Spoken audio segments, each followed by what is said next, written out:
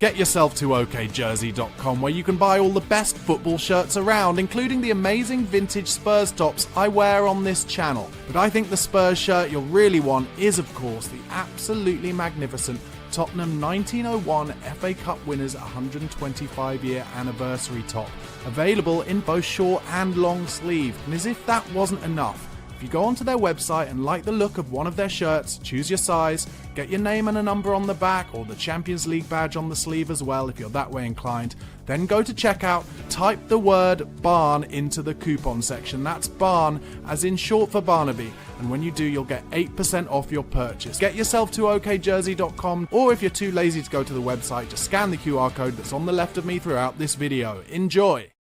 Well, what on earth have we just seen, everybody? What have we just seen? Tottenham Hotspur putting in a genuinely excellent performance. Now, don't get me wrong. I don't think Frankfurt were all that. But listen, I complained last week because I thought Spurs wouldn't have beaten Dortmund had it not been for the player sent off. And tonight, Frankfurt didn't have a man sent off. And Tottenham absolutely, they were purring in that second half, Tottenham Hotspur. Now, don't get me wrong. Again, I will give you some stats. Frankfurt have conceded 3 goals in every game they've played this year so far. They've just sacked their manager. And, like I said, they're not much cop. But we just did it. And Deltzabar says, Real just knocked out the top 8 with a late Sporting goal. And also says Spurs finish ahead of Barca, City, Real, PSG, Chelsea, Juventus. Also, I just heard that Spurs kept 6 clean sheets out of their 8 Champions League group phase games. And the other thing that cannot be understated, you win £1 million for every win you get in the Champions League. £1 million. So that's another million that's gone in there for the club. Whether they'll find any way to spend it correctly, I don't know. I am planning on being joined by the brilliant George Nelson during this live stream at some point. But listen, how good is it just to feel something again? What is that? We're absolutely cooking with gas, aren't we? 2 wins in 3.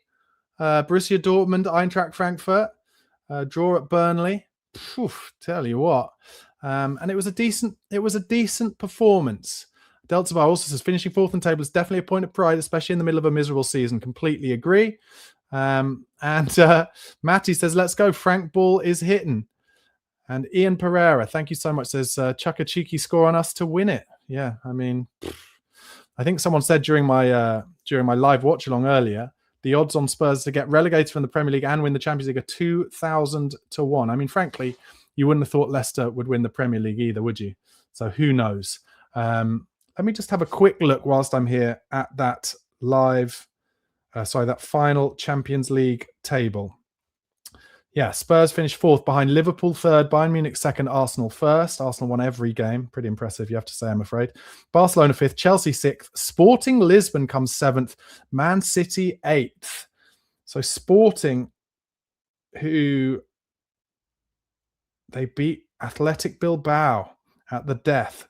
So 9th Real Madrid, 10th Inter, 11th Paris Saint-Germain, 12th Newcastle, 13th Juventus, 14th Atletico. So one of the benefits of that is, if you think about the punishment the punishment playoff round, some of those teams, surely more likely than not, are going to get difficult draws. It's very possible some of those teams will draw each other. I mean, we might as well think hopefully. Mightn't we?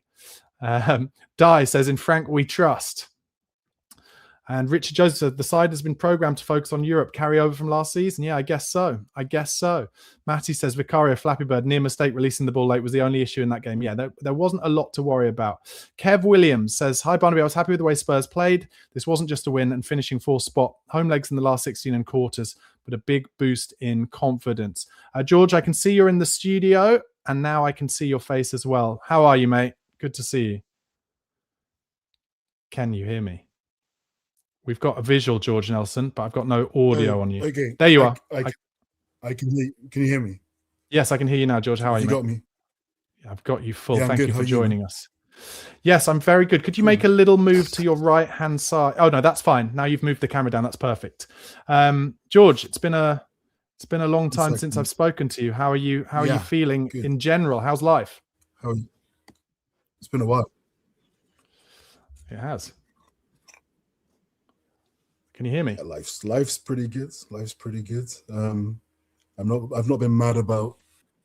I can hear you. Yeah, I've not been mad about the football, but life otherwise is good. Okay, you're a little choppy in terms of visuals, but I can hear you. I'm just wondering if there's a little bit of delay. Okay, I can see you now. Can you see my lips moving in time? George, No, I there's a can't little see bit. your lips moving in time at all. Okay, I'm going to ask you one question then, and hopefully it all sorts it all out. What did you make of tonight's game?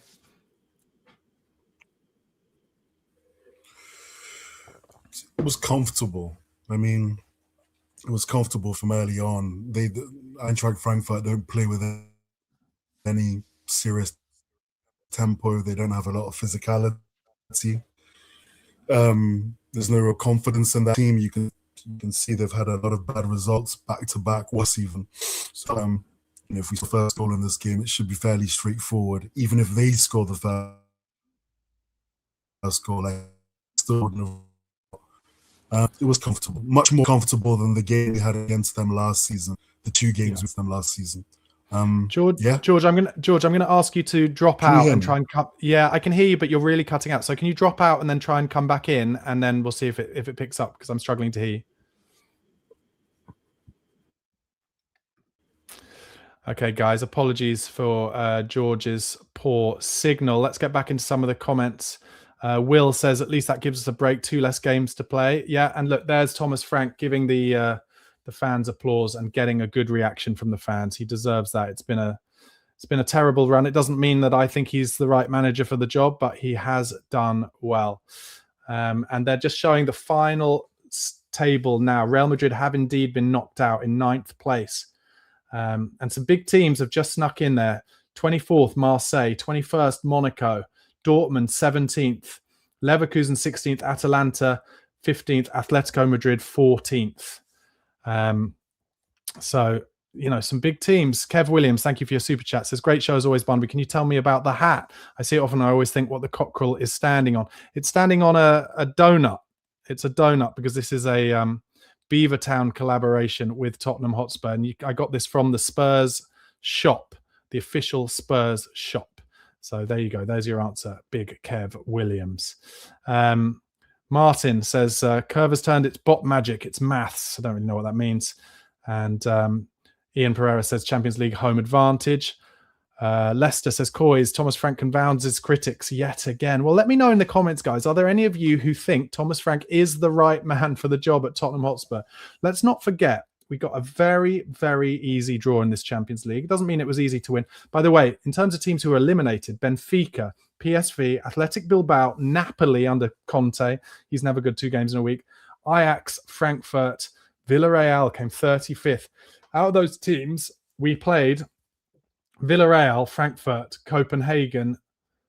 So quite a lot of those teams who have gone out, we actually played. So maybe that's not coincidence. George, I see you in there. I'm just going to give it a minute or so just so that it hopefully levels itself out. Irish Spurs fan says 14 players missing, but Frank got the tactics spot on. Yeah, I'm going to give Frank his credit for tonight. Kewin says, Lord Xavi. I do think Xavi Simons just loves those European games where he gets more space, where he gets the ability, the chance to kind of run into little pockets. And Di says, this should help us convince players to join before the window closes. Okay, George, I'm coming to you. How are you, mate? Can you hear me now? I can hear you. Can you hear me? Yeah, and I think you're on good time as well. If you could just move a tiny bit to your right, that would be helpful, just because my sponsor is in the way of you. That's perfect.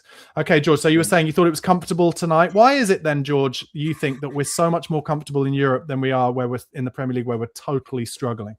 I think there are a number of reasons, and it goes back a few seasons as well. This isn't a Frank issue. We had exactly the same issue last season, and we had arguably a little bit of that issue towards the end of Pochettino's last season, Couple of reasons. I think with our lack of control in midfield in the Premier League, most of that I've put down to a lack of 6 or 8 who's comfortable on the ball and can do that at tempo. I feel like in Europe, you just get that fraction longer on the ball. You don't have to be a one-touch, fast-moving team. You can just about get away with building the moves at a slightly slower tempo, and that's all you need sometimes.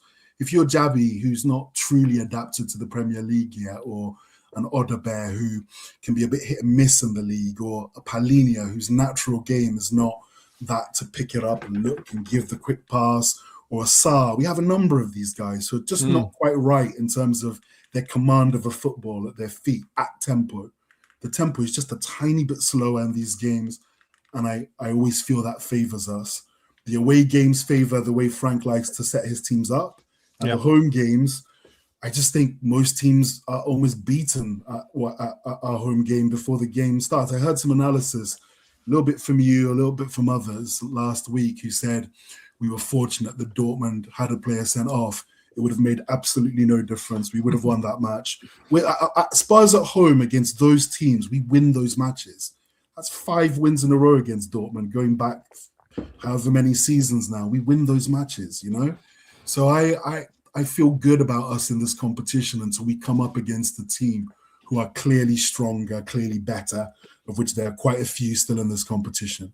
But because of the way... Name them. PSG? Okay, PSG will always have the edge over us no matter how well we play. We've played 2 really strong games against them this year, and it hasn't quite been enough. So I wouldn't want to run into them too quickly. Bayern Munich would be a problem for many reasons. Strength and depth, the Kane factor, all of it. We'd lose that match.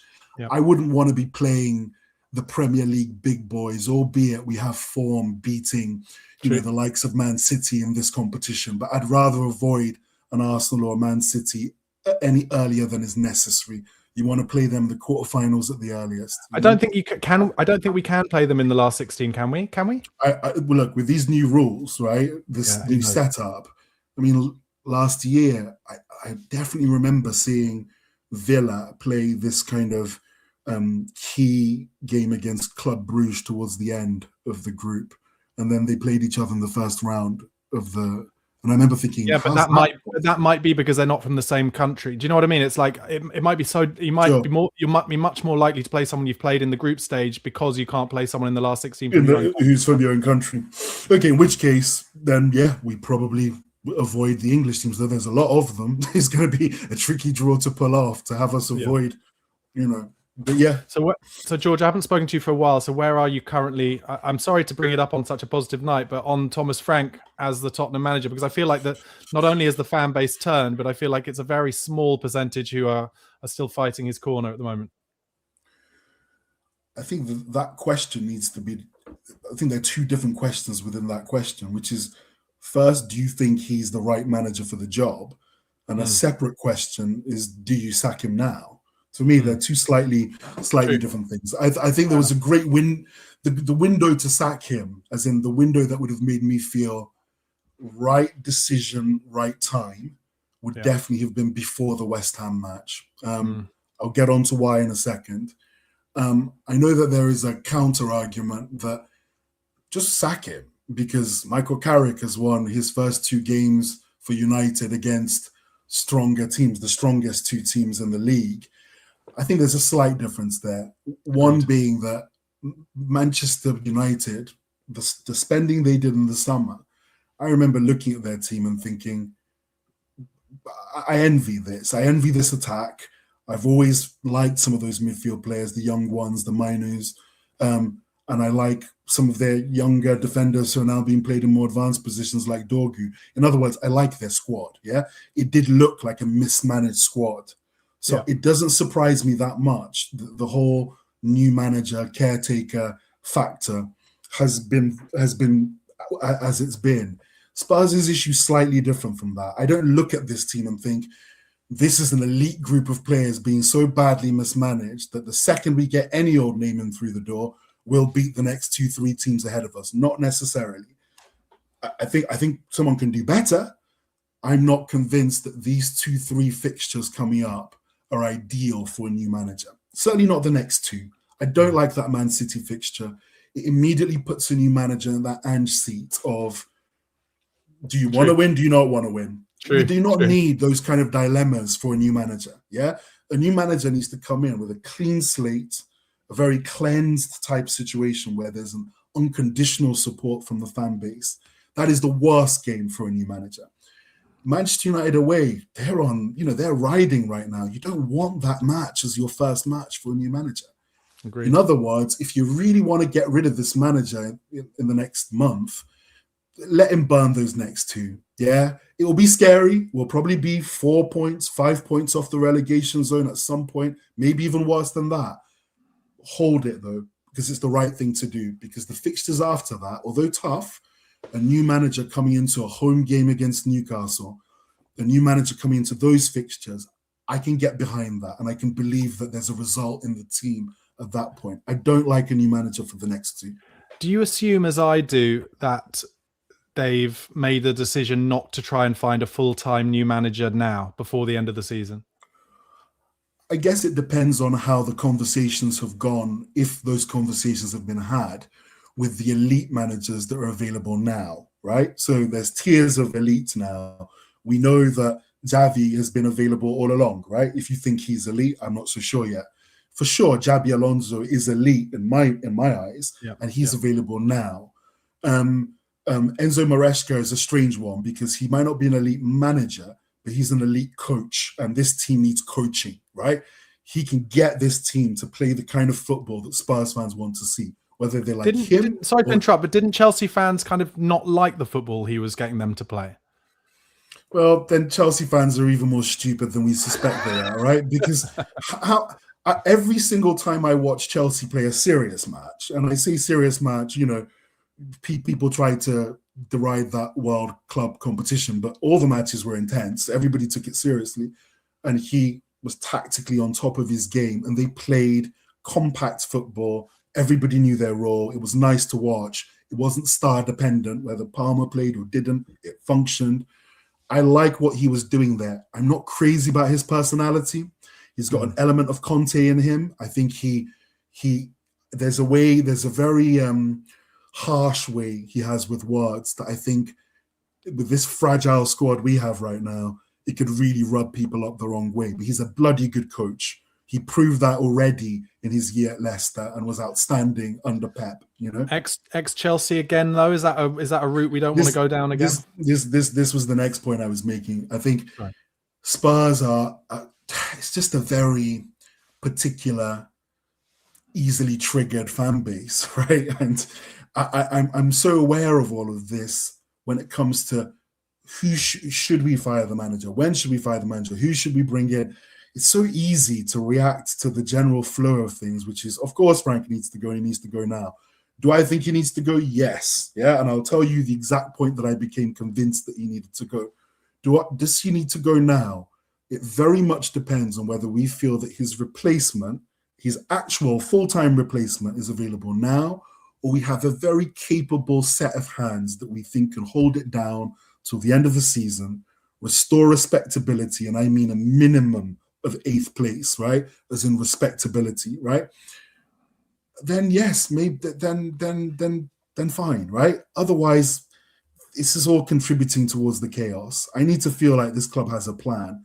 For me, far too much focus has been on Frank in the last 3-4 weeks, and we're not having the conversations we really need to be having. And and I know that the conversation we should be having of this new face of ENIC made some promises about the club going forward, and this window was their first opportunity to back that up, and it has been an utter shambles, right? I can go through it every way you want to, why this is on an unacceptable level.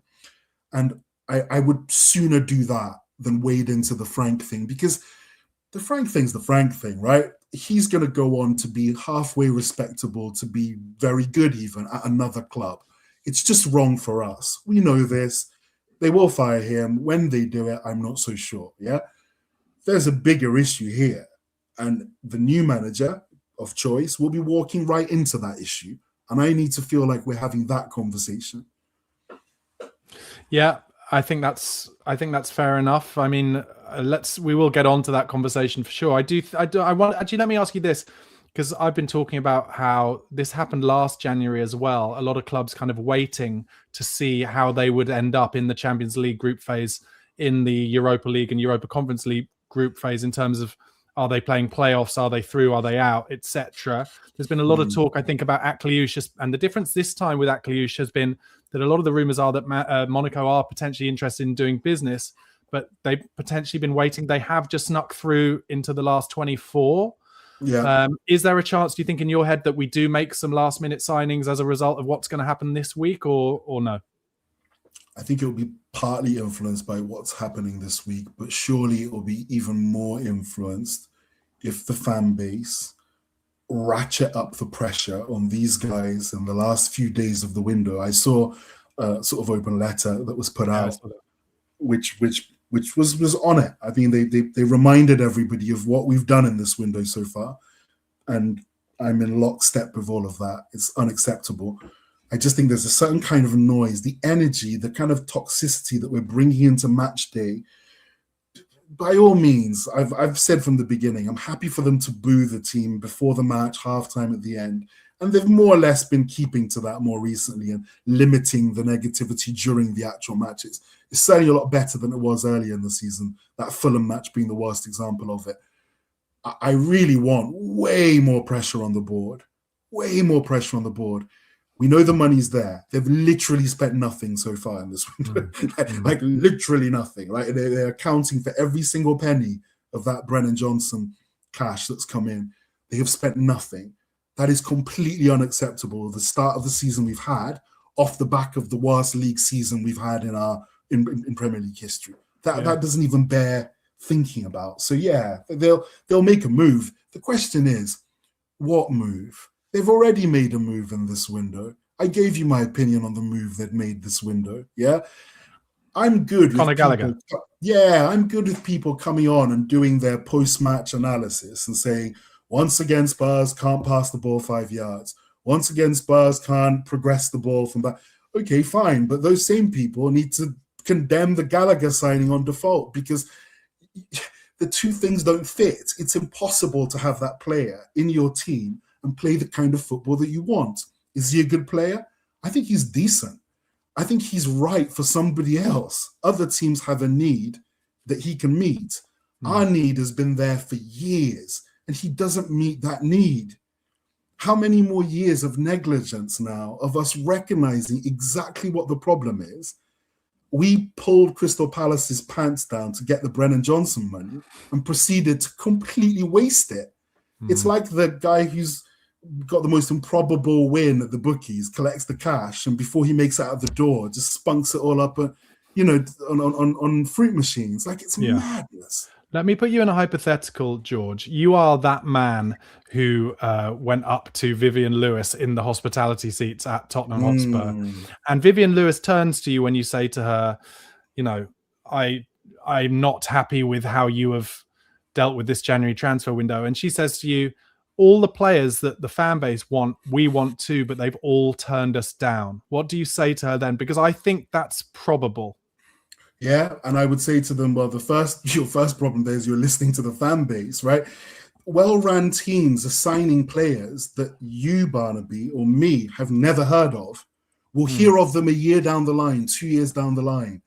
Bournemouth, when Bournemouth bought Senesi, when Bournemouth bought Kirkes, when Bournemouth bought when he went to Paris Saint-Germain, we sitting there going, oh, wow, what a scalp. No, that happens later. Well-run football clubs are one step ahead.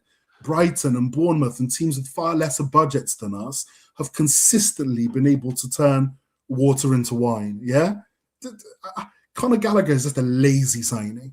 That's a lazy signing. I think I've said this to you before, but it's a bit different, isn't it, with Bournemouth and Brighton, because they, as a fan base, have less entitlement, so they're able to allow those players to grow from a younger start. Now, I'm not saying, listen, don't get me wrong. At this point, frankly, I would happily hear the club come out and say, actually, we're going to invest in youth and we're going to buy players more. I don't know how they would communicate this, but more at a level of the Bournemouths and the Brightons, and let them grow with the club.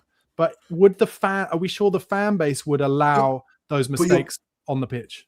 But your point would hold up if Bournemouth were buying players at 18 and then 5 years later selling them at profit. Yeah. They bought the Howson 1 year ago, and a year later he's starting for Real Madrid. Yeah, so it doesn't take long if they're good enough. If they're good enough, they'll be on it pretty near immediately. I'm saying that with the amount of money that we have compared to Bournemouth and compared to Brighton, if we've got a scouting department worth anything, we should be able to be punching at a fair level in the transfer market. Conor Gallagher is the sort of signing that my mum would make because she doesn't watch football, but she recognizes that guy who used to play for Crystal Palace and Chelsea. You don't need to know anything about football to make that signing. It's lazy. Why is our scouting department so poor? Honestly, I would love to know the intricacies of that. I'd love to know why a scouting department's so poor, why the medical team misdiagnosed constantly. I would love to know the detail of how this club is ran, because for me, that's where it's at. Is Thomas Frank good enough? No. Is he the worst manager ever? Far from it. We're just making him look 10 times worse because the injuries are bloody ridiculous now. It's worse than it was last season at this point. We have entire benches of guys that I cannot recognize in a lineup. I would not recognize those guys. Yeah, this is my club. I nerd out over Spurs stuff. I don't know half of those faces. Yeah, so we have transfer issues. We made promises. We have not fulfilled those promises. We have not delivered Frank anything. I remember when me and you spoke some months back, and you said, "When will you be ready to judge Frank?" And I went, "After the window, after we sign these players." Well, we're not going to sign these players. So I've had to make my Frank judgment before the end of the window because I know we're not going to be good for our end of the bargain. And I just find it depressing. It is depressing. Let me bring it just briefly back to tonight, because I've named the title of this video in capitals, "The players are good," because the thing tonight didn't make me think I think Thomas Frank is the right man for Spurs, but it made me think these players are not nearly as bad as everyone gives them the credit for. Now, of course, like you said earlier, they get a lot more space in Europe. Eintracht Frankfurt are not great, of course, but these players are being derided left, right, and center, and they're not as bad as people give them negative credit for, are they? They're nowhere near as bad as that. This is just the first generation, the first couple of seasons of Spurs not having a legit world-class player to bail out average performances, right? These kind of performances that you've seen under Frank in the last month, let's say, because there was a very low level 2-3 months back that was shocking for me, the Arsenal game, the Bournemouth game. But in the last month, where we've been getting off 12 to 20 shots a match, but still losing, this is the level you would see from Spurs in the last few years without a star. We just don't have a star. Kane bailed out many performances like this, many times where we turned up, looked a little bit out of shape, gave up chances too easily. We're lacking in final ball, and Kane went, "I've got this." Bang, bang, done. Or peak Son, or peak Bale, who did that for an entire season under AVB, shot us up to 5th place doing that. So I don't want to put too much of this on Frank. I do want the change, and the reason I want the change is because quite a few reasons. So the first one being, if these are the conditions, then we need a super manager, not an average or even a good one. We need a great one, and he's not a great one.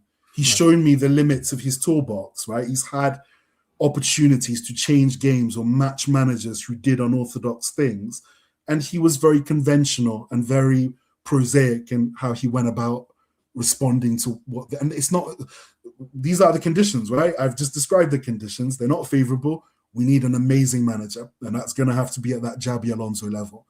Second, he's in his head. He's so in his head now, he's no longer being his authentic self. When he can be his authentic self, like away games in Europe today, sit back a little bit, he's just fine. And had we, as fans, been patient enough just to sleep through most of this, you wouldn't have enjoyed the football, but we wouldn't be where we are in the league, right? He would have been able to do his thing and grind out his draws instead of losses. We're not losing last minute to Semenyo goals because he's taking that draw, right? Yeah. He's in his head. There's so many obvious examples of that. I'm not going to blow up carrying Arsenal cups as the biggest thing. But what it did tell me is he's in his head. Yeah. That's an impossible thing to do. Yeah. It's a simple, innocuous thing, but it's an impossible thing to do if you're aware of your conditions, you're aware of what you're projecting. Yeah, some managers are hyper aware. Everything they do is scripted, essentially. You may think that Arteta is this cheesy guy because of his stupid, analogies that he did in the documentary, and I feel that. And it's sad that Arsenal are looking pretty successful with that kind of inauthentic manager. But the thing with that kind of character is they're hyper aware of what they're projecting at all points. Yeah, they're hyper aware of it, and they recognize that football players are relatively simple. They're kind of lemmings. Just give them something simple and they'll get it. Give them a little analogy and they'll think you're a genius. Yeah. Thomas Frank hasn't got that awareness that I thought he had, just hasn't been there. He's in his head. When he's saying things like the last 8 performances have been better, in a way, I understand what he means because we were absolutely fucking dreadful before those 8 performances. But just think for a second about how that quote can be misconstrued, misquoted, misrepresented out of context to make you look like a very delusional human being. And actually, there's just a more aware way of saying that, which is to go, look, my ambitions are big. Yeah, I'm not going to accept this level of result or performance. But if there are positives, is that just 10 games ago, we were struggling to get an XG of over 0.1. Now we are creating chances at a fair whack. Yeah, we just need a bit more shape, a little bit more structure, be more aware of what's going on off the ball. Things will come. No, instead, he's brazenly saying, oh, I think we've done really well last sort of 8-10 games. This is not awareness. He's not aware of the media. He's not aware of the supporters, I agree. And I think also the maddest thing of that is it's almost like he's waxing lyrical as much after the games as he is before the games about the opposition we're playing. It's like, we've had higher XG in these games because we're playing against teams who are as devoid of confidence as we are. Exactly. Or even when, even when we've had sort of halfway decent stuff against halfway decent teams, against Villa, we probably didn't deserve to lose. Both games against Villa, we've contributed something to those matches. It's important for him to remind himself he wasn't given the job to be happy to be competing with Aston Villa. Yeah, just a couple of years ago, Villa were now dust. And that's the minimum requirement for a new manager. Stop holding yourself to those abysmal Ange 17 standards. I don't want to hear anybody else compare Ange to Frank. None of those levels are what I'm interested in. Yeah, I'm getting back to that point where I was questioning Pochettino's capabilities. And what I was doing at that point, I was saying, is this the guy that's going to win us the league? Is this the guy who's going to win us the Champions League? That was the conversation I was having. And that's the conversation I want to carry on having. I'm not interested in having the one of, is he better than Ange? Or that's an irrelevant conversation. That's a low level. Yeah. Yeah. I mean, to be honest, the way things are at the moment, I've done it before, but I'll hold my hands up live and say, listen, for the whole last 18 months, I was blaming Ange for the injuries, and it's clearly not Ange's fault. Not Ange. It's not on the injury front. Not on the injury fault. It wasn't Ange's fault. So I'll hold my hands up on that. I mean, you mentioned Mauricio Pochettino's name. I've been saying for a while now, I feel like if Tottenham's board, the Lewis family, if they think Pochettino is the answer, then in my opinion, they should do the deal now, and they should be going to Pochettino and saying, listen, we know you're working for America, but in the background, you're not doing much other than a March international break. So who would you like to work with as a sporting director? What kind of deals would you like us to look about doing, and get the ball rolling now? And in a dream world, somehow communicate that to us. Maybe they can't because of Thomas Frank, fine, whatever. But get that done. Don't start waiting. Don't be waiting till the end of the World Cup in the summer to sniff around who's there. Because the other thing is, Man United may end up going in for him in the summer as well. And he might, remember when he was waiting for us last time? Sure. Yeah. No, I mean, if they think he's the guy, then moves need to be made. Personally, I've been watching football as long as you have. I mean, I can't think of a single manager who went back and did well second time. It happens in Italy a lot. And that in England, it also happens in Spain. Capello won the league twice at Real Madrid, 2 different spells. In England, I can't think of it happening once. David Moyes is giving it the best go now, and that's not great stuff, right? Everton are mid-table. I remember when Dalglish went back. I remember a lot of managers who went back. To be fair, mid-table is better for Everton than it tends to be. Yeah, yeah. But remember, Moyes got on fourth once, right? True, You know what I mean? true. And So, then they lost to Villarreal in the qualifying. Real, Remember? Yeah. that's unlucky though. Getting Riquelme, What you a player. qualify for the Champions League and you get Riquelme in the qualifiers. That's a bad hand you drew there. But my point is, it's the the relationships. Don't go back, right? don't as a rule, don't go back. Also, I look at myself and I think, what's Pochettino added since he was last our manager to make me think that if we ever got into those sorts of conversations again where we are punching for the serious things, that he would be able to outcoach the big managers in the big moments. Now, you may say, oh, we'll take that over this. But honestly, I'm still a dreamer. I'm still aiming high. I still feel the infrastructure's in place to have a manager who, not now, this is not a winning window for any manager. It isn't. But 3-4 years down the line, it's a winning window. We have an amazing set of young players. But isn't there an argument for that though, George, to say, well, if the infrastructure's in place and we're going to take as believable what the Lewis family is saying, then Pochettino for the first time would have the money as Spurs manager potentially to get some signings. And I personally don't believe that is true. I don't think the board, I don't think we're about to spend £100 million on a player anytime soon. And that is what we need to do about 3 or 4 times. So, or just get a bloody good coach. Like, so for example, everybody's been putting all this focus on getting Poch without any real thought as who that director of football would be. And for me, as you just said, the combination is everything. One without the other is a pointless conversation. For me, the combination I'd be looking at now and I'd be trying to tap up now is the one that puts Julian Nagelsmann, after this Germany stint, in the coaching seat, and his old friend Ralph Rangnick, who's outstanding in that other role upstairs. Those two are very close. It feels good. I like the idea of those two being a real palate cleanser at the end of the World Cup and go, right, young German manager. He slowed it down last few years by taking this international job. Just got to know himself. He's a bit too young and a bit too good, too early. He got a bit arrogant, and I think he needed this period of just growing, managing the national team.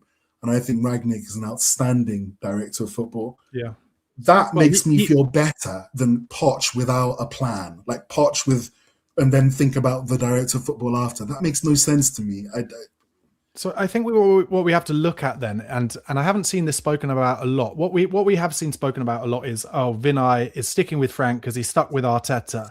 But what I don't hear spoken about a lot is presumably Vinai was one of the men who decided to choose Arteta in the first place. Exactly. So if you take that as an idea of where he might look next, then is he sniffing around the assistant managers of some of the big teams? I mean, he just took Johnny Heitinga, who obviously was Arne Slot's assistant manager last season. He may be. I mean, I hope he doesn't even think about Heitinga for that manager's job. My goodness. Like, in Netherlands, like Johnny Heitinga has a very similar reputation to the De Boer brothers. So the De Boer brothers, because they were such like cultured football players in this country, we just sort of on default imagined that there'd be these, really on the button tacticians, but they're famously really stupid. There is a thing in Dutch TV where they have these like spitting image characters of the De Boer brothers and just the dumb things that they say and do. So when Crystal Palace won the manager's job, I just thought, oh, for fuck's sake, like you just haven't done your due diligence here. Same with Johnny Heitinga. He's a really good coach, apparently, very, very good with players. But as a speaker, as somebody who's trying to project a certain image and exude a certain kind of confidence, he was so bad in that Ajax role. So he really is where he needs to be, on the training ground, developing individual defenders and working on team shape. He's very good at that. I hope we don't have any ideas beyond that for him. Look, for managers, we are spoilt for choice. We need to hone in on one, make them our priority, and whether you can win them over now, that would be my ideal. But if you can't do that, make sure it's lined up nicely for the summer, There are going to be so many clubs looking for managers out of that pool in the summer. I think what Spurs need to do, not just in terms of managers, but in terms of transfers, stop getting themselves in bidding wars against these clubs who are going to have sexier proposals. we can't do that anymore. And stop buying midfield players that serious managers aren't going to want to work with. Like, what would Xabi Alonso do with Conor Gallagher if he got the job next week? What would he do with Conor Gallagher? How does that fit in with the Xabi Alonso plan? So Spurs fans need to start thinking joined up. On one level, they're praising the Gallagher signing, but they want Xabi Alonso. Those two worlds cannot coexist. I think when it came to the Gallagher signing, I think Spurs were just ecstatic to feel something, to be totally honest. And that's basically how I feel tonight, as I guess I did against Dortmund. It was like, oh, I'm feeling something. I saw a goal from open play. And you take what you can at the moment. But let me ask you this, because I have a mad feeling that in the game where we're probably all most apathetic about winning against Man City, we probably will get a result. What do you think? I know there's a part of us that thinks, this is going to be Thomas Frank's parting gift to Spurs fans, is to really fuck up our season by winning. The same thoughts crossed my mind, but I genuinely think after watching that Arsenal United match, they're crumbling. Arsenal are crumbling. Man City, that was their last wake-up call, and they did well to make the two signings they made. Those two signings will have the same effect, but better, as the Bentancur Kulusevski signings did for us that year when we finished on the top four. Mark Guehi will really, really steady up that back line. Yep. And Semenyo's already scoring, and he's going to get better and better. Haaland's gone through his little drought. They're going to be on a winning streak, and it starts with us. Yeah, it starts with us. Look, I'm not going to lie to you. My priorities now are that Arsenal don't win the league. I know it's scary to see Spurs in this situation, but I believe we will get 5 more wins this season, and 5 more wins, we will be bloody awful. We're not going to go down with 5 more wins. Yeah. George, I'm going to literally, because I don't know if you heard when I did this on my live stream that lasted forever, but actually didn't in the end. But one of my guests, Sonny Snelling, he read me out the rest of the fixtures. I found that I thought we were going to get 11 points. So I'm going to do the same. Go do the same for me, and I'll make predictions. Go for it. Yeah, Man City home, loss, 0 points. Man United away, possible draw, more likely loss. So what are you going for? Loss. Let's go for loss. I'm going to go with the most cynical 0 points. Newcastle at home, Tuesday night match. Win. 3 points. Arsenal. They don't. The Newcastle travel terribly in the league. That is true. We'll win that. And also, might that be for them? That might be near a playoff game for them, mightn't it? I think it will be. It possibly will be now. We'll win that game. Also, our home thing is more of a problem in early matches. Our better stuff tends to be in the nights, so we'll win that. Okay, 4:30 home game Arsenal. We certainly.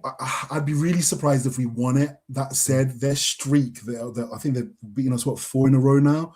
Yeah. I don't think 5 in a row has ever happened in the North London derby, ever in history.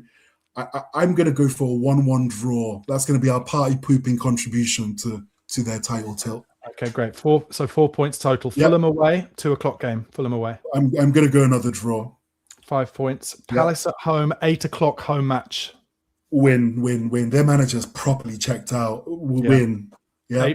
8 points. Liverpool away, 4:30 game. I don't know where Liverpool. I'm going to put loss just because, but it could be better than that. They're all over the place as well. Okay. You know? 8 points. Forest at home, 2:15 game. Win. I'm going to go for a win. I'm going to assume that by then we have enough players back. I'm going to give us a win for that. Yeah, that's 22nd of March. 11 points then. Sunderland away, 3 o'clock game. Draw. I'm going to go for a 0-0 or something. 12 points. Brighton at home, 3 o'clock game. Draw again. I'd like to think win, but I'm just going to put draw. Okay. 13 points. Wolves away, 3 o'clock game. We'll finally end our ridiculous run of bad results against Wolves. It's going back about 3 seasons. Going to give us an away win there. Okay, 16 points. And then Villa away, 2nd of May, 3 o'clock. Although some of these might get moved, of course. They'll be going for something big. Is that the last game or second last game? No, 4 left. 4 left. Okay, I'm just going to give us a loss there, just to be cynical. 16. Leeds at home. I'm going to give us a win there. 19 points. Chelsea away. Give us a loss there. And Everton at home.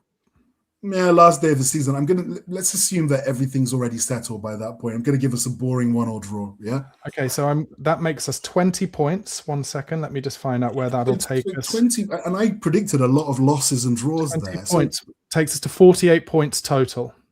Which is not good, but it's not relegation, is it? So, you know. So we have our list of players of teams we will face in the round of 16. I don't know how this works, but it does. Spurs will either face in the round of 16 Club Brugge, Galatasaray, Atletico Madrid, or Juventus. Oh, just those 4. Yeah. So we got another Colomwani X team. I would say out of those, the team we don't want for me would be Atletico. What do you think? Yes and no. Atletico, you've seen from especially that Arsenal away match here, they're very, very stodgy and defensive. And on these European nights, when especially our home matches, when our fans really get behind the effort, I feel like we beat those teams. You know, I'm not saying we'd necessarily win over 2 legs against them. We'd have some trauma playing in their stadium for the first time since the Champions League final, but I don't mind that game as much as some. There are other fixtures there that it's Club Brugge I don't want. They play with a tempo that I don't think is a good match for us. They play quick and aggressive. I don't want Club Brugge out of that. Juventus, the Colomwani thing of only scoring against his old teams is hilarious. So I'm gonna. Oh, you think he'll still be at the club then? Yeah. I don't think he might be playing for them against us. He wouldn't be allowed, surely. Would he be? Oh, I don't know. I think you're allowed to add 3 more players in. Are you allowed to allow 3 more players who've come from other teams in the same competition? Yeah, I'm not sure. I can't say for sure. Yeah. Galatasaray away would be tough. Victor Osimhen, etc. Yeah, but it would be Sanchez, Big Dave. But it would be a two-leg thing. I mean, we lost there 3-2 last season, didn't we? Will Lancashire scored, didn't he? Yeah, you wouldn't want that. I'd rather avoid that. Even though the second leg would be in our ground, that's important to remember that, you know, the second leg would be at Spurs' ground because we finished in the top. Where have we finished? We're 4th. 4th is amazing. We've got home advantage all the way to the semi-finals. I mean, it is hilarious. If you don't follow domestic football, you're thinking Spurs are a superpower. Win a European trophy 1 year, top four of the big one the next year. Well, is there any world that one of those elite managers you've been discussing looks at and says, "Oh, they're 4th in the Champions League. I'll, and they've got a potentially decent draw in the last 16. I could go and make them a name for myself." I think there's a better reason for an elite manager doing it, and that's that they look at this and think a number of these guys are some years off their peak, and so long as I actually feel like I'll be given a chance to work and develop a style of play that the fans get behind, there's a massive ceiling for some of these players. Wilson Odobert, Spurs fans go out there criticizing him, saying he's a championship player, when anyone who says that's a fucking championship supporter. Like, he's brilliant for his age. He's a kid. I agree.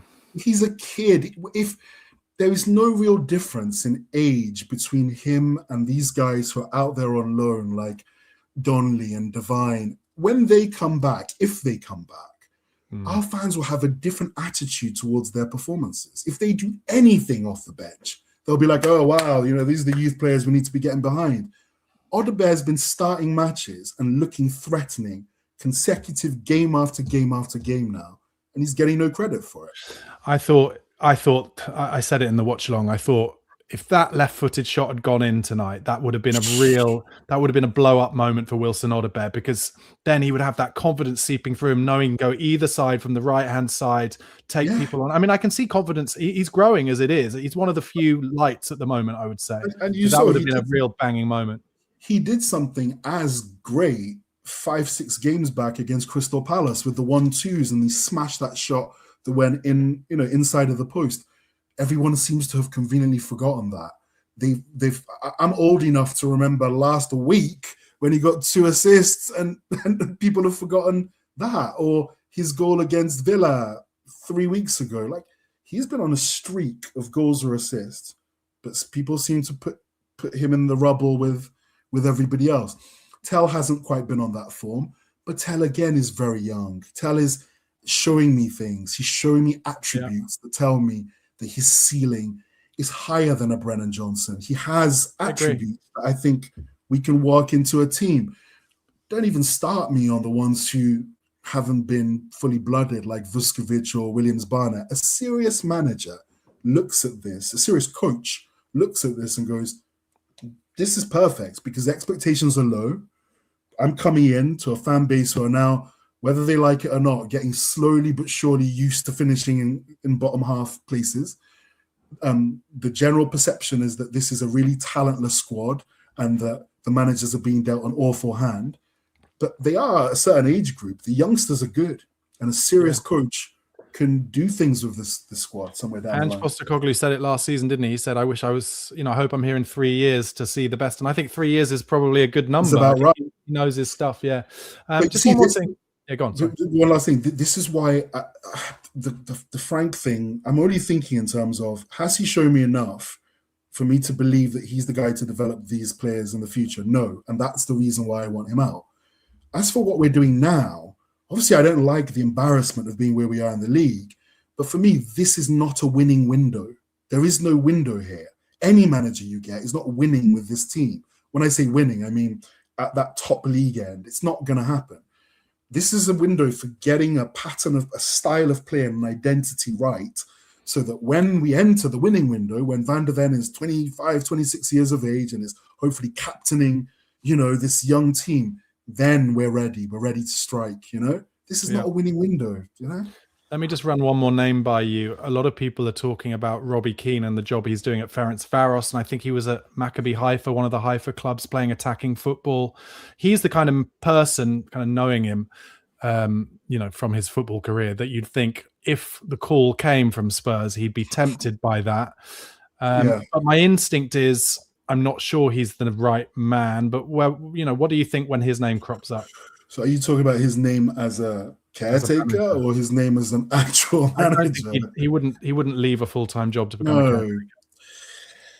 No, definitely not. And that's not because I'm looking down on him as a person or his kind of, his sort of football acumen. Like, there's nothing to suggest that he wouldn't be a good coach somewhere down the line. Now is really not the time for experiments. I think the next appointment has to be somebody who is tried and tested on quite a few levels. Now, that doesn't mean that they've been managing for years and years. It just means they tick enough of the boxes that I feel need to be ticked for me to go, we're in safe hands for the next 3-4 years. Xabi Alonso's unbeaten season at Bayer Leverkusen in a league that nobody else gets to eat. Nobody eats in that league but the one team. To win it, Leicester City style would be unbelievable. To win it, Arsenal Invincible style is ridiculous. That's like another level of achievement.